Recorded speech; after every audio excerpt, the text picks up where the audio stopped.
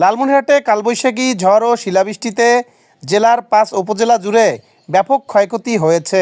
শনিবার ভোররাতে হঠাৎ করে আঘাত হানা দেন কালবৈশাখী ঝড়। এতে কালীগঞ্জ ও হাতীবান্ধা উপজেলার সবচেয়ে বেশি ক্ষতি হয়েছে। প্রবল শিলাবৃষ্টিতে অসংখ্য টিনের ঘর ছিদ্র হয়ে বসবাসের অযোগ্য হয়ে পড়ে। অনেক পরিবারে মাথা গোঁজার একমাত্র আশ্রয় ক্ষতিগ্রস্ত হওয়ায় তারা চরম দুর্ভোগে পড়েছেন। যে কাল বৃষ্টি হয়েছে, পাথর হয়েছে, বড় বড় পাথর, মানে ঘর থাকা যায় না পাথরের জন্য। বাচ্চা ঘর ধরে একটা বসি কার আছে, বাচ্চা ঘর ধরে থাকার মতন কোনো বুদ্ধি নেই। আইজো আকাশ সন্তান যদি আইজো আইসে তাহলে আমার গড়ি মিলছে আমার থাকমো করে।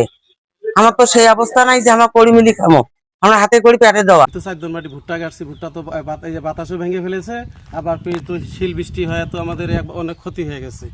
আবার তামুক গাছছি দ্বন্দ্বের এক মাটি, তামুকটাও ভেঙে গেছে। আবার ঘর যে ২-৪টা ঘর আছে সেই ঘর ৪টা ভেঙে চুরমার হয়ে গেছে। এখন আমাদের তো কোনো উপায় নাই, আমাদের কোনো খুব সমস্যা। এখন মনে করেন যে তামাক ৪টা বেচে যে আমরা একটা টিন আনবো সেই সামর্থ্যটা নাই। ঝড়ের প্রভাবে জেলার বিভিন্ন এলাকায় বিদ্যুৎ সংযোগ বিচ্ছিন্ন হয়ে পড়েছে, ফলে জনজীবনে নেমে এসেছে ভোগান্তি। শিলাবৃষ্টিতে মাঠের ফসলের ব্যাপক ক্ষয়ক্ষতি হয়েছে, বিশেষ করে ভুট্টা ও বিভিন্ন শাকসবজির ক্ষয়ক্ষতি বেশি হয়েছে। প্রাথমিক তথ্য সংগ্রহ শেষে ক্ষয়ক্ষতির পরিমাণ নিরূপণ করে ক্ষতিগ্রস্ত কৃষকদের সহায়তার প্রয়োজনীয় ব্যবস্থা নেওয়া হবে বলে জানিয়েছেন প্রশাসন।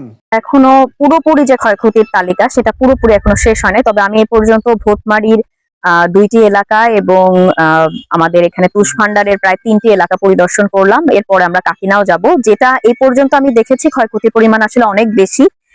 ঈদের একদিন আগে যে বৃষ্টিটা হয়েছিল তখন যে পরিমাণ ক্ষয়ক্ষতি হয়েছিল, আজকে আমাদের ধারণা তার দ্বিগুণের বেশি ক্ষয়ক্ষতি হয়েছে।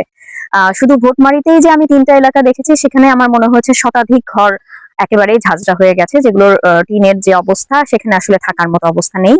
এছাড়া কিছু ভুট্টার ক্ষেতও আমরা দেখলাম, সেখানেও বেশ ক্ষয়ক্ষতি হয়েছে। তো এই ক্ষয়ক্ষতির পরিমাণ আজকে আমরা আমাদের যে ইউনিয়ন পরিষদের চেয়ারম্যান, মেম্বার, জনপ্রতিনিধিরা আছেন তাদের মাধ্যমে পুরো তালিকাটা করে আমরা একদম ক্ষয়ক্ষতির যে পরিমাণ সেটির তালিকা করছি।